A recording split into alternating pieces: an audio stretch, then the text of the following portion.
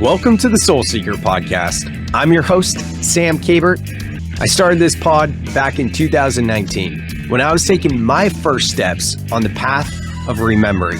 And at the time, the tagline for the show was a journey of self-discovery. A year later, it became a journey of remembering. Yet, what I know now is back then, I was still seeking. And what I've come to know now is that it's the journey of seeking that brings us the silent, slow stillness of acceptance. And therein lies our own innate wisdom. It's my mission now to eradicate the glorification of hustle culture, as it was my drive in entrepreneurship that led to a greater whole, and that's because I was outsourcing my sovereignty rather than looking within. So let this be your invitation to take a deep breath in and remember that at any time we can shift our thoughts and our feelings to create the outer world in which we wish to live. Soul Seekers, it's time to grow. Let's go. What is up, and welcome back to another episode of the Soul Seeker podcast. I am your host, as always, Sam Kabert, and in this episode, we are bringing back a returning guest and someone who is quickly becoming one of my favorite people. I just met Bill O'Haron in the past few months, and we hit it off right away, got him on the podcast. I started a nonprofit called Soul Life Balance, and I asked Bill to be on the board, and here he is again, coming back on the show. And I appreciate this dude so much. He is such an amazing man. I feel like there are so many similarities between us, and he's just a wealth of wisdom. You know, he and I talk about elders quite a bit. And Bill, excuse me if I get this wrong, I want to say you're 50, but I think you said you're 62. You don't seem 62. So either way, you know, I'm 36, so maybe I'm a younger version of Bill, and that's kind of our dynamic here. But expect more podcasts with us coming up. I'm sure we're going to do more. Bill is he's a therapist, and he is a meditation guide, and he is just a father, a friend, a husband, all of the things. In this episode, we're talking about how to stay sane in a chaotic world, in a world of madness. You know, a lot of what we speak about in this podcast is so many people right now are just getting caught up in anxiety, worrying about the future and everything that's going on in the world. And that's kind of the agenda at large. You know, it keeps you from maintaining your vibration. It keeps you in a lower state, a lower frequency, if you will. And I personally do believe that it's 100% not selfish to prioritize yourself first. And for some reason, so many spiritual seekers feel they agree with that, and they would agree with that, and they do think they're prioritizing themselves. But then when it comes to different things going on in the world that they don't agree with, they forget to take care of themselves, and they just get lost in the agenda of the powers that be, if you will. So that's some of the things we talk about, in addition to how to navigate challenging relationships and using relationships for growth and opportunities, all things. You guys are going to love this episode. It was a great one. I'll probably go back and listen to it myself, actually. Other than that, what updates do I have for y'all? Well, I'm relaunching my group program called Structured Flow 2.0. I have a 3-day challenge coming up.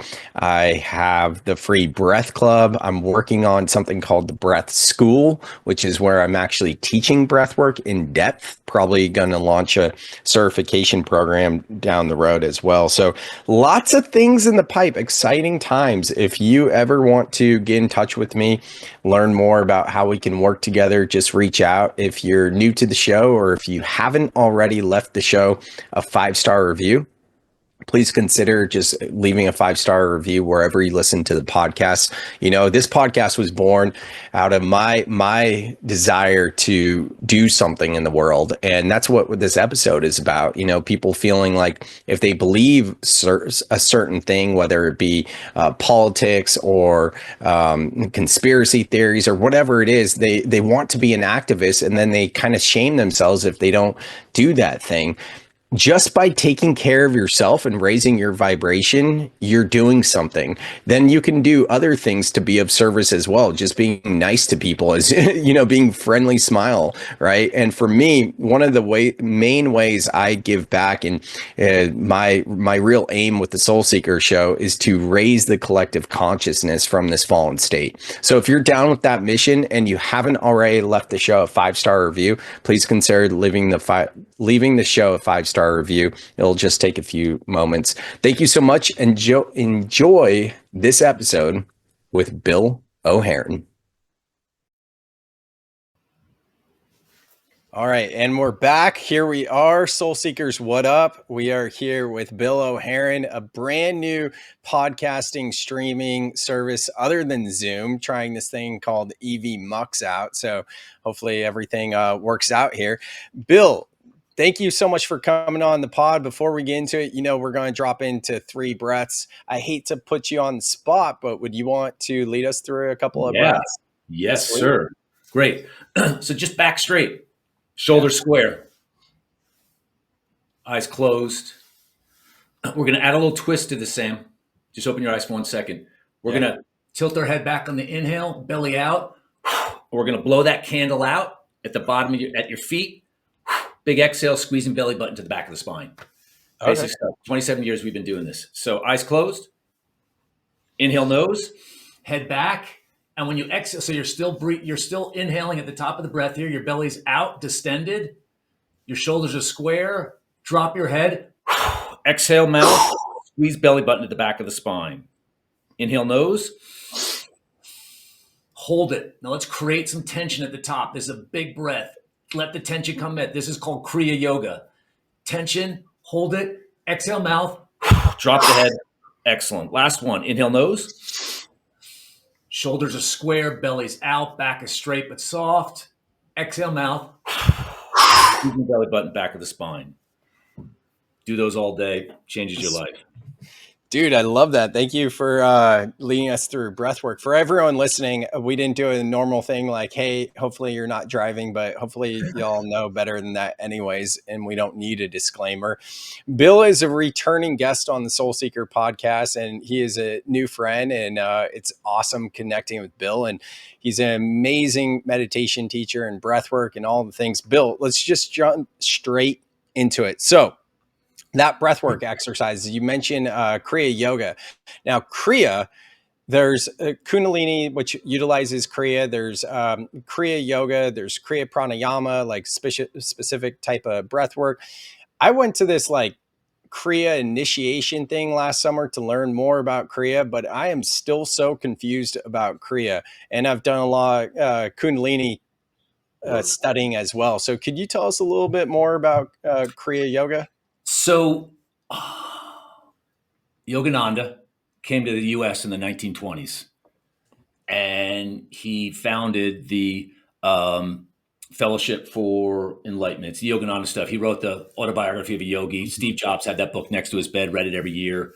And at Steve Jobs' funeral, he got 500 folks were at the funeral, and they all got that book, Yogananda's book, Autobiography of a Yogi. So he basically took the old world India yoga practice is brought into the U.S. and the underlying all the foundation is Kriya. It's just one of the let's say topics that they teach. Kriya Yoga is the tensing and the releasing, tense release, which you start doing when you beginning. It's like the foundational stuff before you do deeper other levels of yoga. So Kriya is just a word. Kriya is just a word, and in my understanding, and again, this is from Yogananda stuff. There's a bunch of other yoga teachers out there. It's the foundational work where if we keep doing that, it's the tensing and releasing, which loosens the body up to get it into the state of harmony. But you have to do the physical exercise, or you should do the physical exercise. And the physical part is called the Kriya part. That's all I know. And I've been doing it 29 years now, 28 and a half years. Wow. That's Crazy. Amazing. Crazy. Yeah, thanks for sharing. I feel like there's so much secrecy around Kriya. I haven't finished Autobiography of a Yogi. I first got that book when Steve Jobs' book came out, before I was into any of this, and it collect dust. Yeah, because I was like, wow, well, if Steve Jobs is talking about it, I should check it out. And I think a lot of business folk were like that. And I tried reading it, it was too much. And Too much.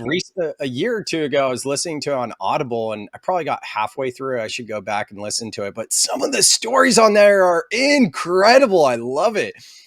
It's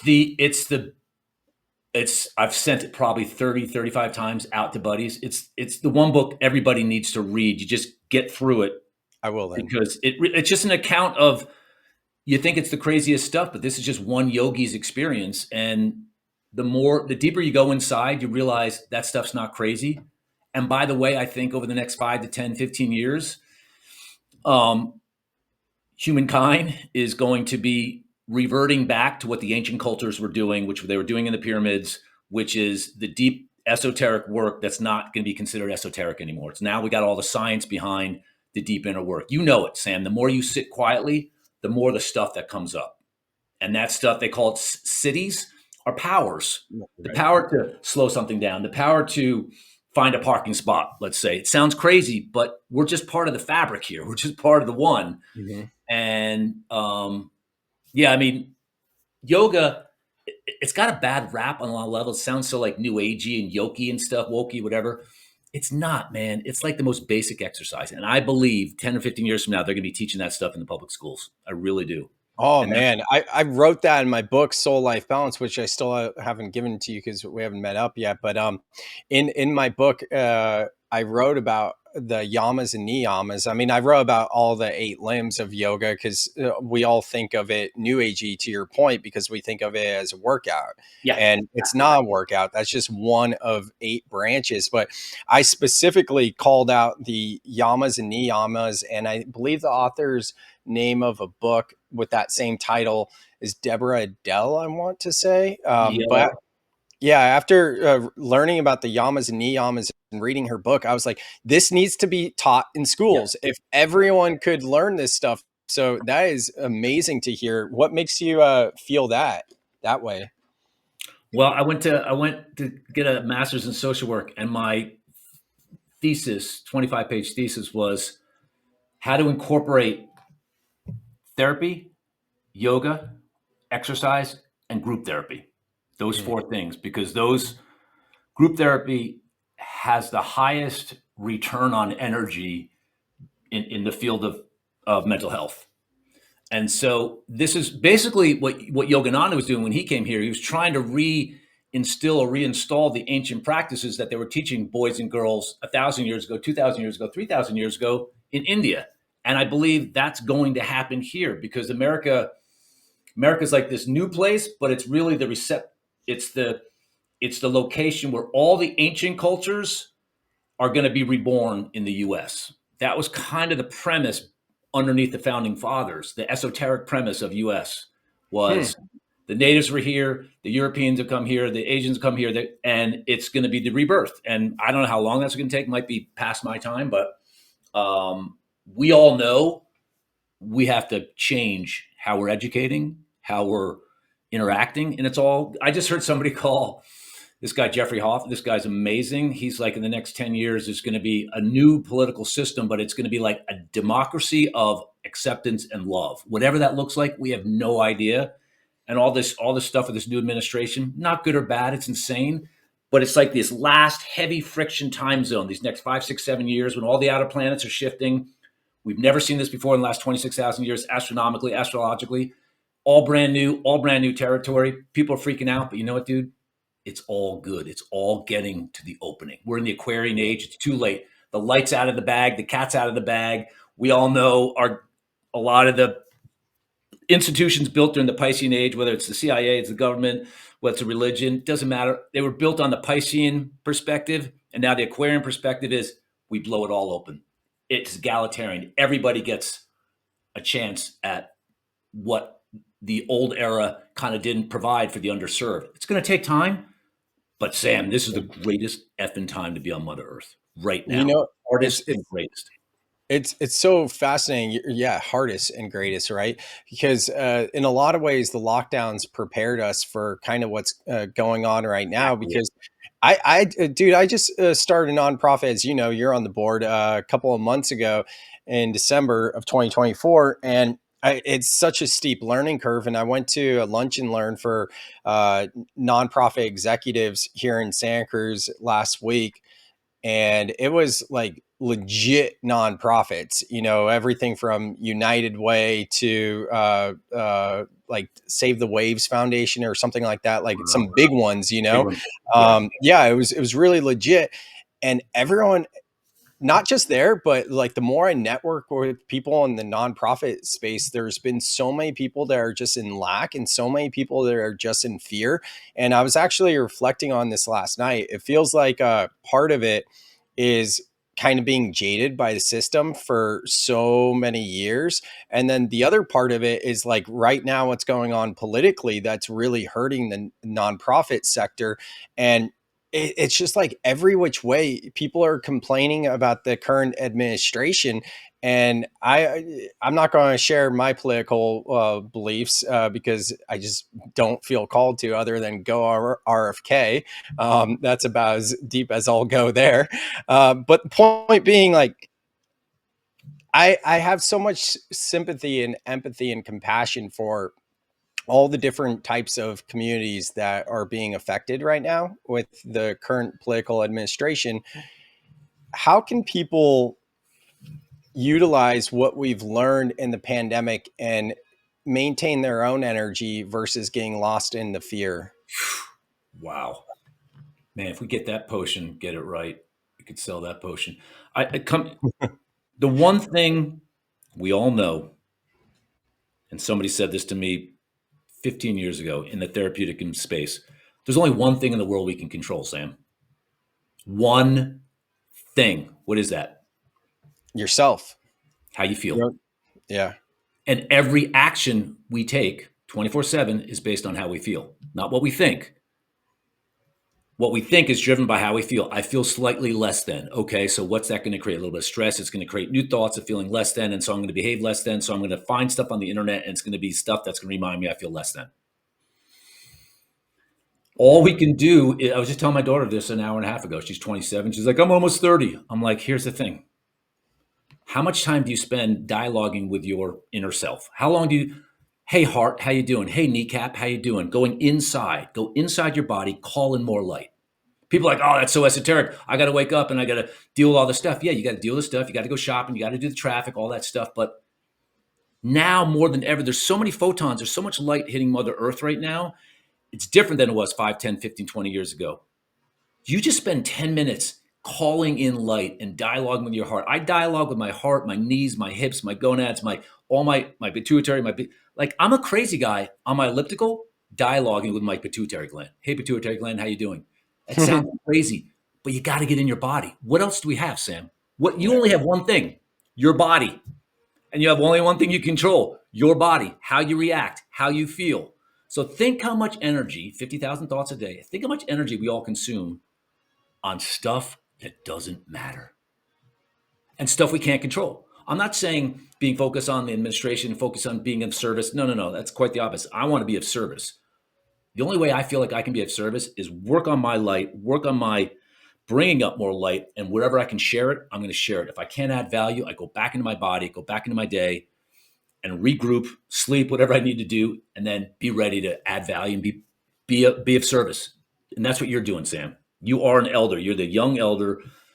And that's why I have so much respect for you, what you do. And I'm not blowing smoke up your ass because I don't have to. And I don't, that's not my thing. But like this, what you're doing now is going to pay such dividends 5, 7, 10 years from now.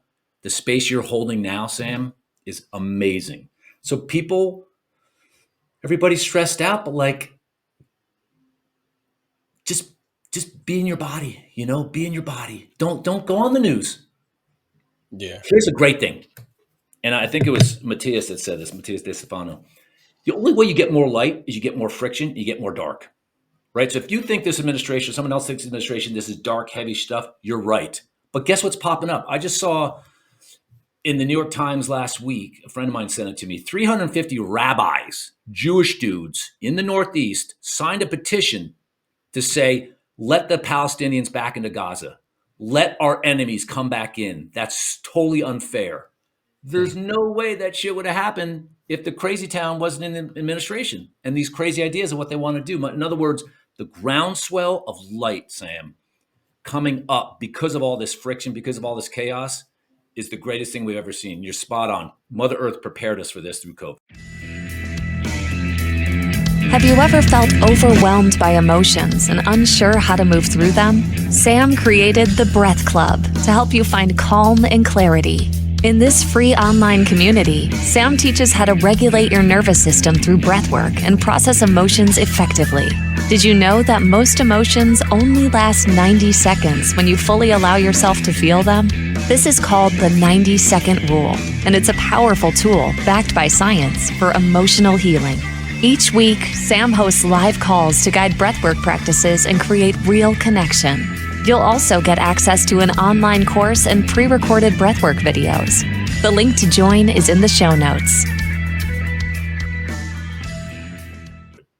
You want to hear something wild about rabbis? I had a friend on the podcast, and she mentioned how she interviewed a rabbi on her podcast about how he's using plant and earth medicines to bring Palestinians and Israelis together.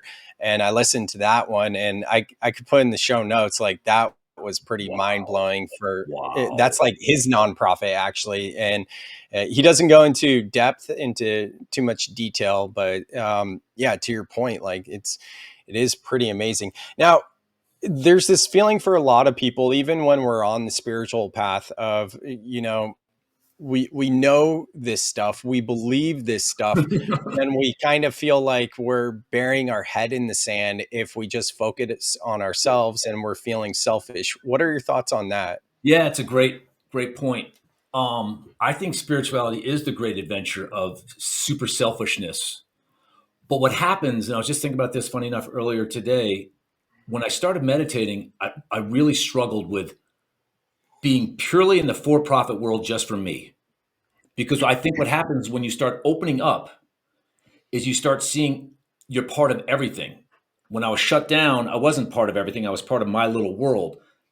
Now, coming full circle, now I've realized I'm part of everything, that I want to add value to whoever I can, but I can't add value unless I'm in a state of equanimity, if I'm in a state of wholeness, right? There's nothing worse. And I was in the system. I worked for, I ran a juvenile justice system. My clients were juvenile court, Stamford, Connecticut. Great folks, but there was such a jadedness, right? They weren't working on themselves. The friction of the outside world was creating lower energy. And so the only way you can add value is go inside, bring your energy up.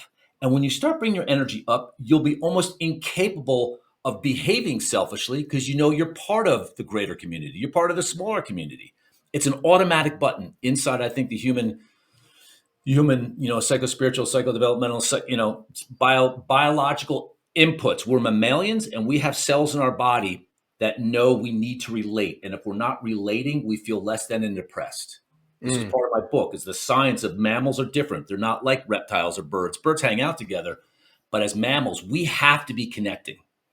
And so it's not selfish to go in. It's selfish to go in, feel enlightened, and then maybe just purely work for self or profit. But that's okay, because that's not your karma. But if your karma is to bring in more light, feel whole, and then share that wholeness, you won't be able to stop it. You won't be able to contain Let's it. revisit what you just said, because I think that's a really important piece right there that I haven't heard too much about. Like, it takes a lot to just get to the reframe of, like, call it self-care, but we're not really talking about self-care.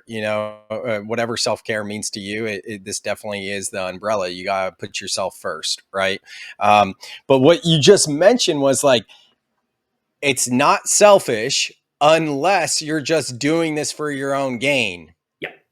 And I think that is a massive reframe for so many people right there, because it's like, oh no, like, I want to do something. If I go in and do my work, and then I'm a lighthouse for others, and I attract that magnetically, and other people are matching my higher vibration, then that is the ripple effect, right? Exactly. You don't realize when we're just solely working for self, that's fine. You're in this little loop. What happens if I add people to my little torus of self?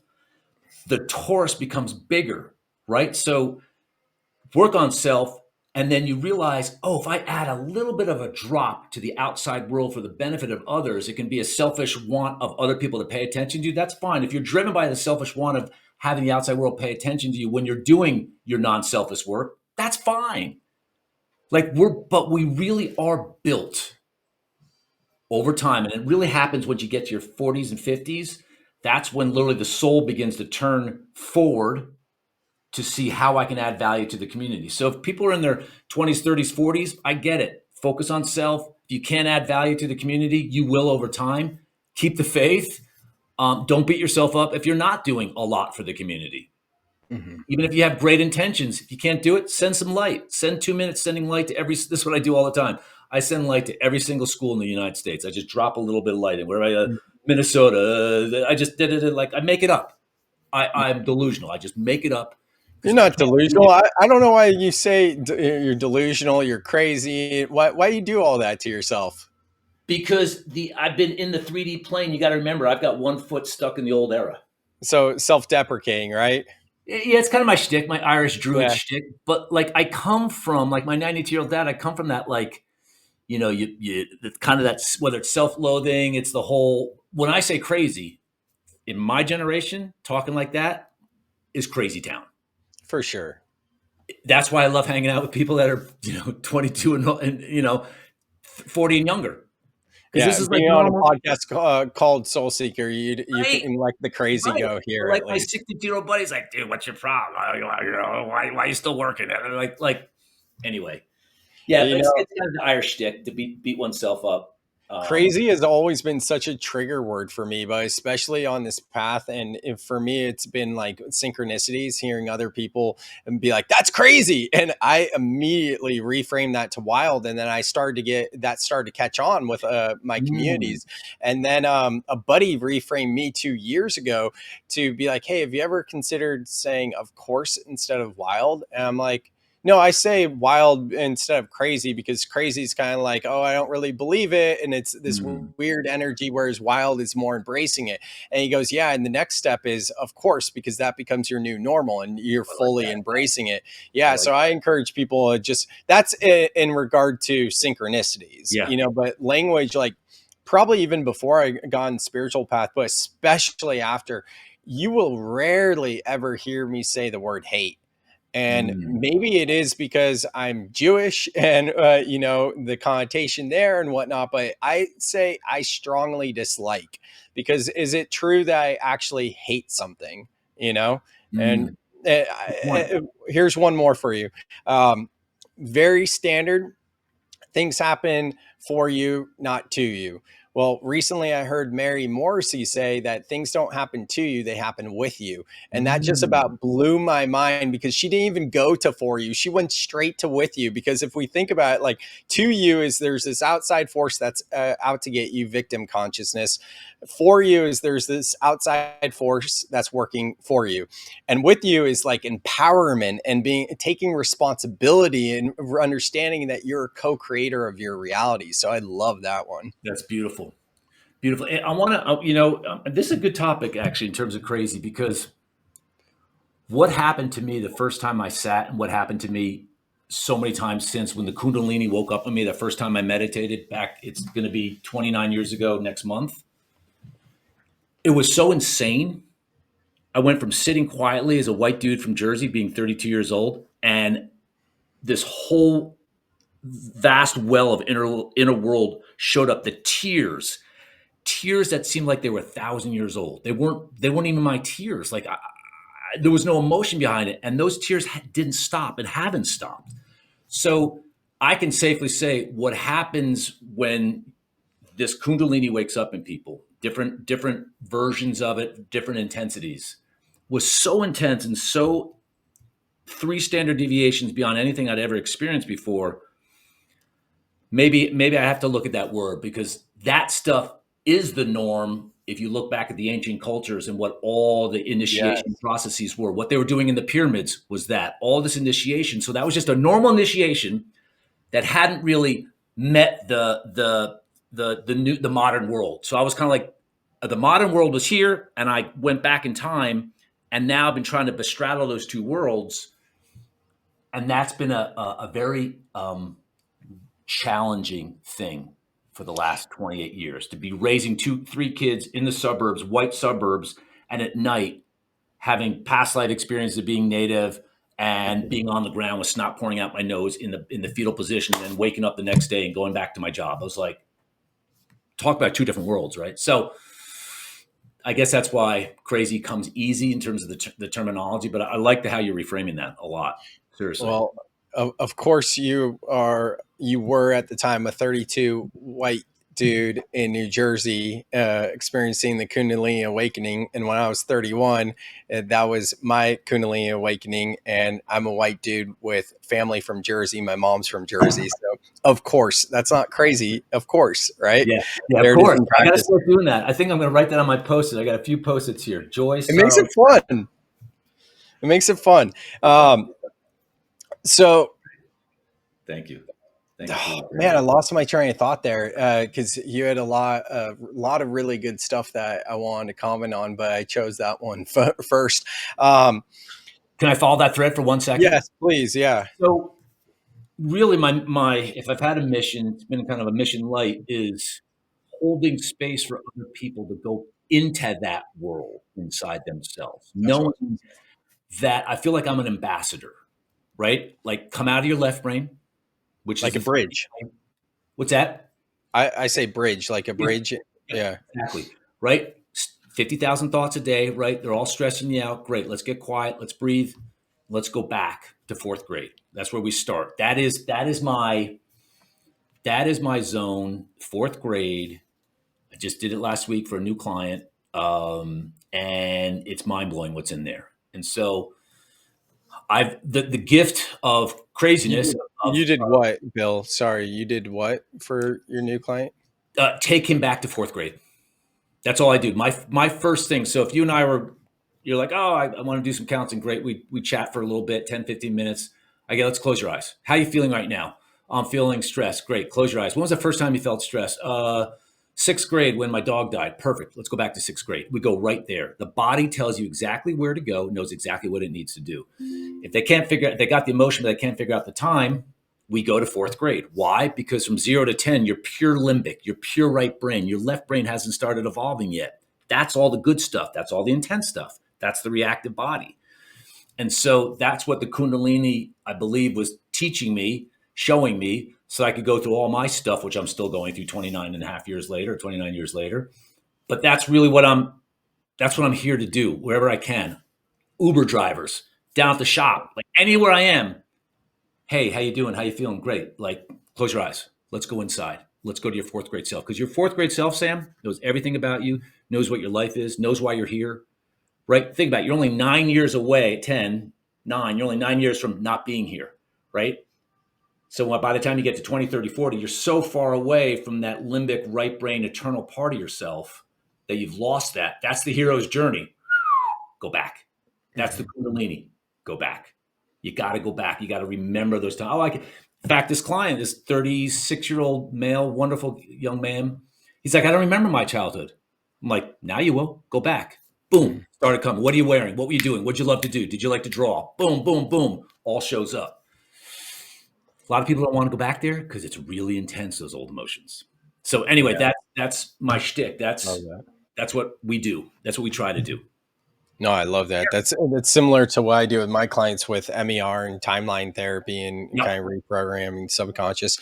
Well, I was going to say before, when you're talking about being between 2 worlds and like the 3D, and we can just call it the 5D or whatever. Yeah. That's kind of what my whole message of soul life balance is about. You know, it's like, how can we move through this reality, not being disconnected from the human experience and not being disconnected from our soul? Like we need both. And we're so focused on work-life balance, even on a subconscious level. If that's not a term that you think about, everything that you do mostly is yang energy because of our society. And soul life balance is reprioritizing your inner world first of your mental, emotional state in something greater beyond this human experience, you know? Totally, Sam. And it's such an unknown space for people, right? So they'll exercise to do what? To get their endorphins to relax. They'll smoke weed they'll drink to do. All those things are getting you out of your left brain into your right brain. All those things, right? Overworking in a way takes you out of your left brain. It's like all these gestalts to not Yeah. to get out of the stress of the left brain. Doing it consciously, slowly, in quiet, in silence freaks some people out because they're not on a golf. My buddy's like, "Oh, I'm meditating. I'm on a golf course." It's a meditative experience, absolutely. But you're never going to tune into your fourth grade self while you're drinking a light beer on the fifth hole. It's just not going to happen. You'll be relaxed. You'll be in a good harmonic state, and you'll be in your right brain. Has to be done, in my opinion, in silence, guided if possible. Otherwise, self and So everybody. for you, Bill, is the challenge like that you have too much 3D in your life and you can't be your true, most authentic self? Is that kind of the challenge then? For me, for the 6-year-old Bill? No. Yeah, 60-year-old Bill, not fourth grade Yeah. Bill. Yeah. So the question is why do I not go into that world, or why am I No, not no, doing it more? we're talking a lot about like people just like needing to reconnect with their inner world, right? Yeah. And it sounds like, if I'm hearing you correct, part of the challenge for you between dancing of the two worlds is Mm. maybe you feel like you have to dim your light. Great point. Yes, I did for so long. The light's kind of undimmable right now. But yes, Yeah. in order to render onto Caesar, the tax man, pay for my bills, pay for my kids' schooling, it's almost like you have to leave the light behind a little bit sometimes to just Mm. produce on the 3D plane, right? Think about that. If I've just got to grind out whatever it is, whatever anybody's doing, you really need high left brain typically to make money on the 3D plane. Yeah, Now, I resonate with that. Yeah. right? And so being a dad, if I was a single guy, I think I probably wouldn't have had to dance. That dance wouldn't have been there wouldn't have been as big a gap between those two worlds as we're describing. And now that gap is really closed, I think, through age and experience and a sense of self that's hopefully deeper and richer. But yeah, that's the challenge, Sam. It's hard a lot of times to bring abundance in purely right brain. We need the ego, we need the self, we need the calculating mind to like aggregate and bring in money and put it in the bank account, right? It's hard to do that in a fully meditative state. Maybe I should be able to do it, but haven't figured out the balance between the two. But the answer is yes. Yeah, and you mentioned like being a dad, right? So that makes me think of relationships, and a lot of times when we think about like our obligations and responsibilities with partners or children or things like that, we are thinking about more of that yang energy, obligations and responsibilities. Yet we can so quickly flip the script on that to be like, what is this beautiful child or this beautiful person mirroring back to me and teaching me Mm. in this moment, and which makes it a spiritual experience? So what are some of your thoughts there? Dude, that's funny. We were just talking about too a couple other parents. It's Of so important. course, right? I mean, Yeah. you have to be. This is what I always said, that the hearth, the home, why women are so good at it and men struggle with it is because it's a right brain experience. Mhm. The hearth, the home, family, the hoop, the nest. You come home from work, us guys we're totally in left brain, and suddenly there's emotions flying around, and we have to learn how to get into right brain. We have to get into our own emotional world. Having kids just reminds us of our own childhood. And that's why us parents, we freak out, we overreact, we're tired because we're stressed. But that stress is really inbuilt stress being activated by our kids. But I always said to parents, working with teenage kids, I worked with suicidal kids, still do. Johnny or Jenny, they're going to be fine. Work on yourself, Mr. and Mrs. Smith. Just work on yourself, right? You can't hold space for somebody else if your space is this, right? If your space is not enough right brain or too much right brain, not enough left brain, you got to find balance. So parenting is the great exercise of work on self. It looks and smells like you're working on kids. It looks and smells like you're working on teachers and everything else. You're not. You're just working on Sam.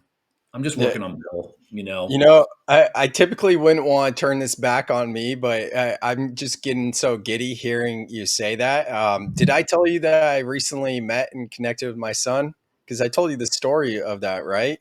Yes, I didn't know you recently reconnected. I think you may have mentioned it, but I probably wasn't paying enough attention. Tell me, dude, that's No, amazing. I don't think I did tell you. It was just I met him once now. He's 15 months, and then I met him again a second time 2 weeks later, and then I'm supposed to see him again in a few days now. And it's going great with his mom too, my ex. So that's really exciting, and That's everything feels incredible. expansive. But just hearing you say what you were just talking about, like I noticed in me a difference where before when I had the Cold War going on with his mom essentially, right? Where it was just like Good word.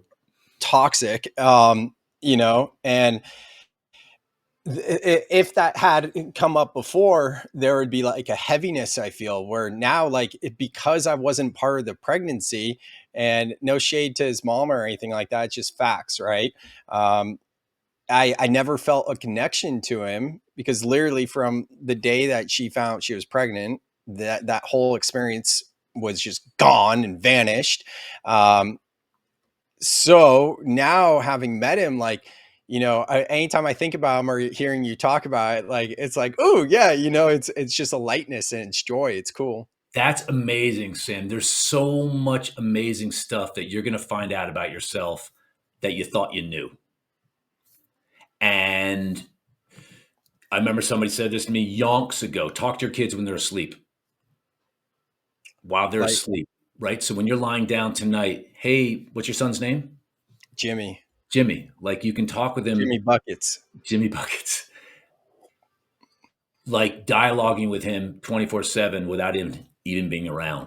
And you know what? It's in the field. It's That's super exciting, man. You're just going to learn so much about you. It's the most beautiful thing. It's a hard thing. It's a beautiful thing. Hard, maybe hard isn't the right word. Maybe we make it hard as parents because we haven't done our Right. work. But you're already much further along the self development curve than we all were back when we were your age. It was a different time. There was less light on the earth.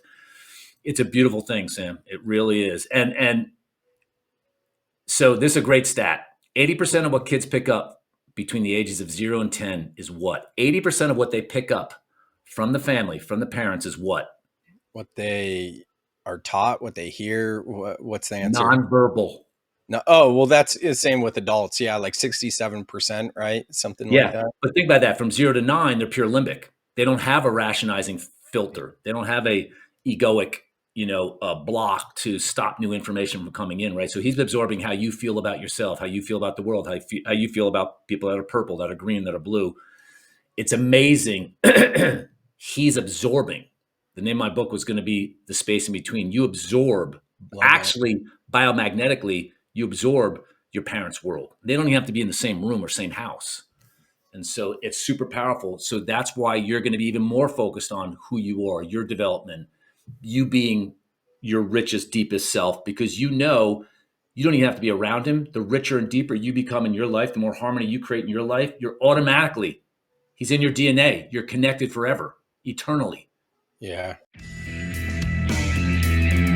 If you're looking for a powerful and transformative experience for your next event, consider bringing in Sam Kabert as a keynote speaker.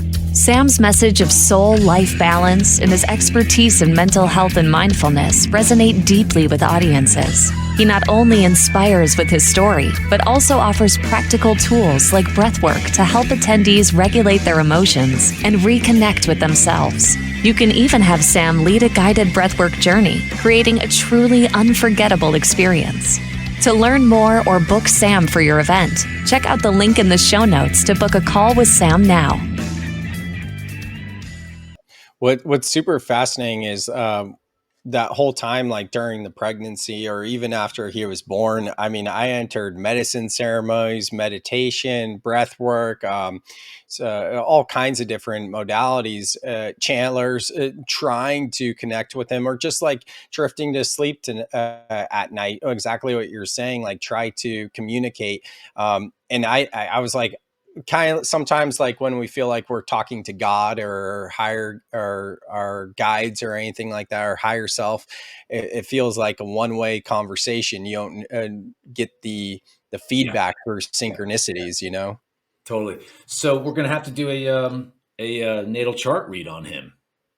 Oh yeah, we'll Big do that time. another time. Yeah, dude. Anyways, so in terms of relationships, like literally, it's of course I bring this up, right? You know that sent my whole life implode in 2023 when all that went down, and it was one of the most challenging times of my life.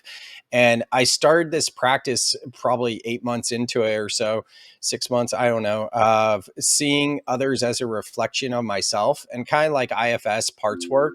It was like, wow, I'm starting to see the physical manifestation of my inner parts in these relationships. And I did this crazy. I did this. That's like Inception, like the movie Inception. Like it gets fed in our mind when we're in conversation. You ever listen to a podcast or anything, and you hear people starting to use the same words together? That's all that Yeah, is, right? yeah, They're just picking it totally. up. It's entrainment. Yeah, entrainment. Yeah. So, anyways, I did this wild experiment of basically being like, okay, if I'm in a conversation with someone else and I notice that is either flooding my body with warmth, you know, like a trigger type sensation, or it's just something that feels very alive, then I'm like, where's that in me? And if and when I found that in me, there was a specific person that I was working with. It started to transform that other person's reality with nothing to do with myself and that other person, me just doing my own work where it was showing up on that other person. And then I went through this whole cycle of like self gaslighting till ultimately I was like, no, this is real. And then I made it a thing of like in my morning prayer to be like, I see others as a reflection of myself. And when I intentionally do that, to your point, like whether it's an Uber driver or whoever, you know, realizing that they're all a reflection of yourself, it changes how you view reality. It's mind blowing. It really is. I mean, that's what the word namaste means, right? Yeah, that's true. I Yeah. mean, I see the soul in you. I see that you and me, or me and you. It's it is mind blowing when you watch yourself in the world on a daily basis, right? You're walking into a space. How you feeling, right? Oh, I'm feeling engaged, right?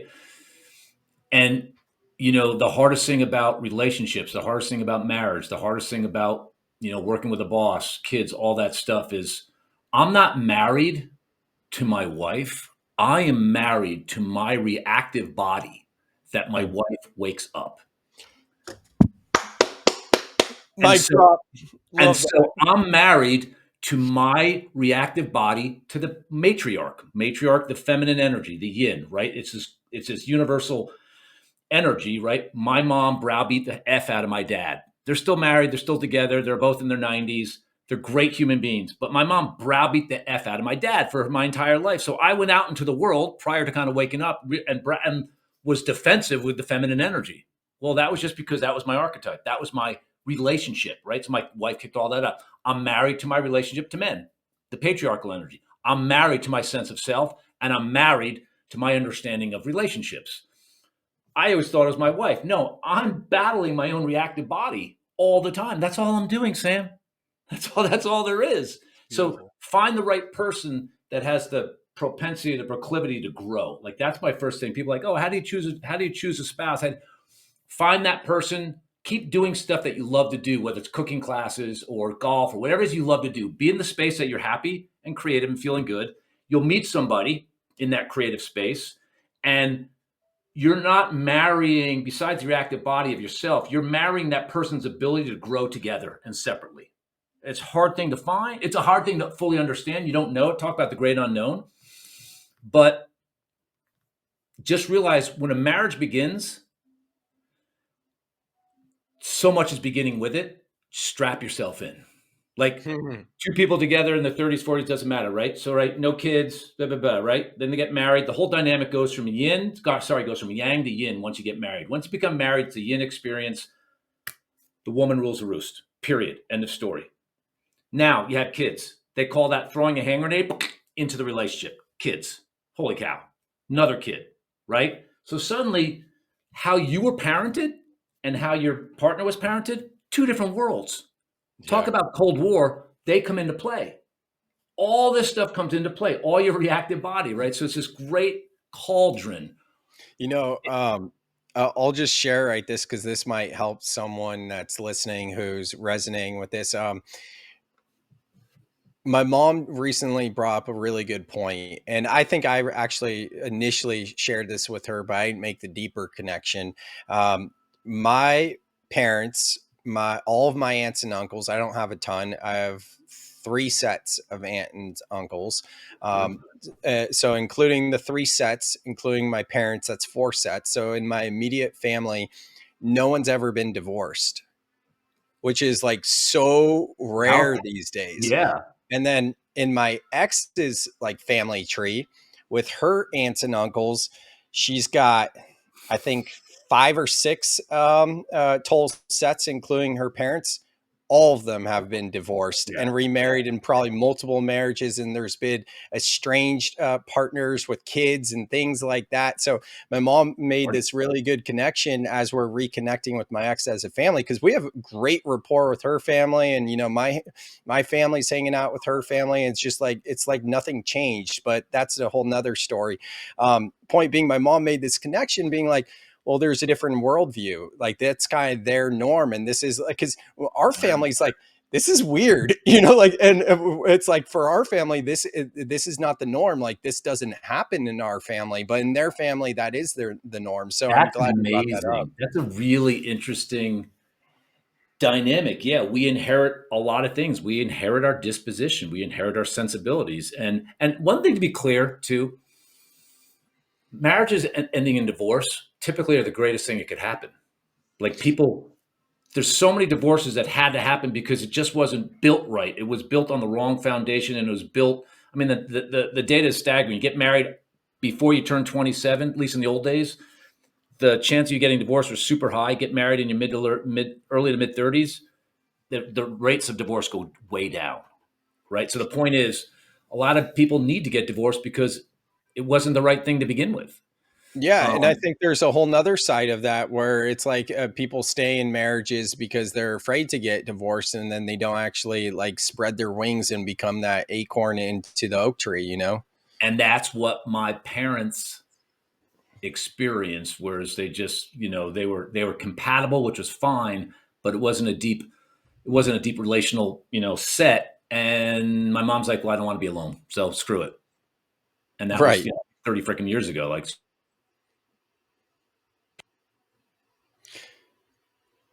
Oh, it just broke up for the first time. You there, Bill? just how about now? You got me now? Yeah, we're all good. Like I Yeah. mentioned, first time doing this new platform. Like, Did it disconnect you or something? yeah, just I think it was, yeah, just disconnected, but I'm good now, I think.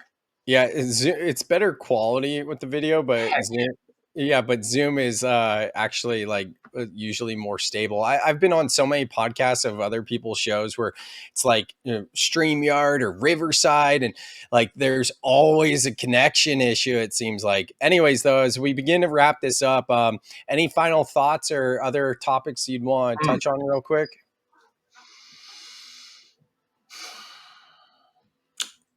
Nothing specific, Sam, but just in deep appreciation, right? I think deep appreciation is not necessarily, it's the state we need to kind of get to because that creates harmony on the inside and outside. But I really do have a deep appreciation for anyone that's listening, but the work you're doing and what your intentions are, because they match what the intentions of all of us that are seeking more light and wanting to share more light. And listen, there's a trillion different versions. There's a trillion podcasts out there. There's a trillion ways to look at your natal chart, all that stuff. It's all good.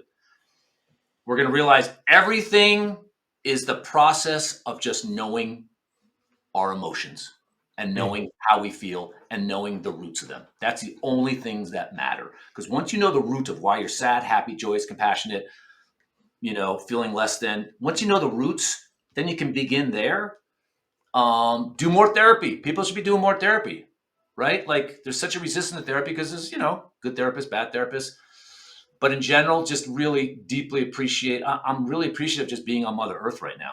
I really am. Oh, that's awesome. It's not necessarily easy, but what an opportunity we have, Sam. Look at what we're doing. We couldn't have done this necessarily 6, 7, 8, 9 years ago. I mean, the platforms were there, but like people weren't talking about this stuff. People are doing it on their own in little groups. Now you're doing it and you're putting it out into the ether. It's heaven, dude. It's heaven. And to your point, like when I started this work, I had already been podcasting and was a content creator and things like that. But to switch from talking about like either food or business or, you know, jokes, whatever it was, to spirituality, I had to be like, oh, I'm a recovering bro, to be like, no, I was cool. I'm not just this like flowery hippie dude, like, you know, like, so I definitely went through a phase there where it wasn't just like clicking a switch and making that switch in my content. But thank you for all the kind words and appreciate everyone listening. If this is resonating with you and you want to go deeper, definitely hit up Bill. You can reach out to him, and he's an amazing therapist. As he mentioned his practice, what he does, you can join our free breath club, which is going to teach you how to sit with your emotions and everything else. And, you know, Bill, you've talked so much about like light. You know, I love the metaphor of being a lighthouse. I think of it as like when we are embodying our values, we're in alignment, and we're in alignment, we're in flow. And at that point, that is really when we are a lighthouse for others, so we can magnetically show them the way through embodiment versus in the 3D trying to quote unquote fix them, you know? Fix it and explain it, right? Yeah. Enlightenment is not some other thing, some other place. Enlightenment is right here, and it's an experience, it's a feeling, it's not a thought. The thoughts come after. And you know, what's interesting is I've had to teach myself how to pretend there's light, like, or to just imagine light hitting my body. Like I had to practice being in my body. And I've been doing this for so long. And it's really only the last 18 months, 2 years, where I've been literally spending much more time just imagining light hitting me, like all day, as much as I possibly can. And it's almost like we have to teach ourselves how to relax, how to be in our body. Like I'm going to do that. I'm going to do that today. I haven't done that in terms of like visualizing light hitting my body. I'm going to do that today. Here's what before we hang up. Yeah. Go on the internet and take a look at your pineal gland. Take a look at your hippocampus. Take a look at what the pituitary gland looks like. Take a look at what your thymus gland looks like. Your thymus gland is the home of your immunity. Your T cells are made in your thymus gland. So your T cells light up in the bone marrow. T cells are young and they're not really producing. And then when you relax and focus on your thymus gland, the thymus gland starts to initiate the production of active T cells. Thymus gland, it's right here. Who's focused on? Nobody. Thyroid gland, super important. Your solar plexus, your adrenal glands, your gonads. Like imagine those are the primary functioning glands that manage all the hormones in your body that keep you alive. And guess what? Nobody's paying attention to them. Yeah, it's true. People are going to want to know this. So it's pineal gland, thymus gland, pituitary gland. Was there another? Hippocampus. That's what I missed. Yep. Yeah. Your pancreas. Cool. Your pancreas. This is starting to become a lot. That's right. Start with the pituitary gland, hippocampus, and pineal gland. Start with those three up in your brain. You'll be good. Yeah, I mean, you had me at focusing in the brain, and then we moved to the chest, and now we're moving even lower in the torso. I'm like, wait, I thought we were in the brain. Let's just focus like one energy center. The pituitary gland is your master gland. Focus on that guy. Talk to him. Yeah, for sure. Reintroduce yourself. I have a benign tumor in my pituitary gland. No kidding. Yeah, that's so a whole nother tonight. Go in there today. Hang out with it. Say, hey, tumor, what's up? What's your purpose? What do you need from me? What do you want from me? Dialogue with it. Be with it. Cool. I will. Sweet. Peace. All right. Well, Bill, this has been awesome. Thank you so much for taking the time. Thank you for everyone listening, and we'll do this again soon. Love it. Thank you, sir. Thank you so much for listening to the very end. I hope you got so much out of this. If you're feeling all the emotions and different things stirring up, and more than anything, community Community is so important to grow with like-minded people. So I would invite you to join my free Breath Club community. If you're someone that feels like you're kind of lost on this path, or you would like some people that are in a similar vibration with you, and even some free coaching, because that's what goes on in the Breath Club too, then reach out to me, or just go straight to the show notes and join the free Breath Club. It's completely free, guys. Other than that, thanks so much for listening, and I will see you on the next episode of the Soul Seeker podcast.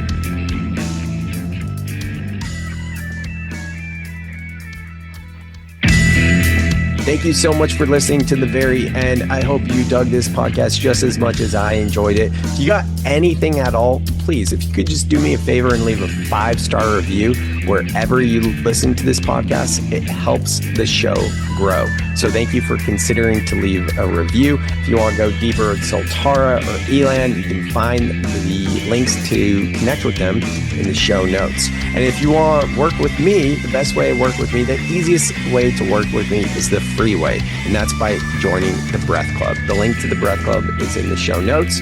And also know that I'm available for one-on-one support, that is coaching and guidance, as well as keynotes and breathwork journeys for conferences and events. Thank you so much, and I will see you on the next episode of The Soul Seeker.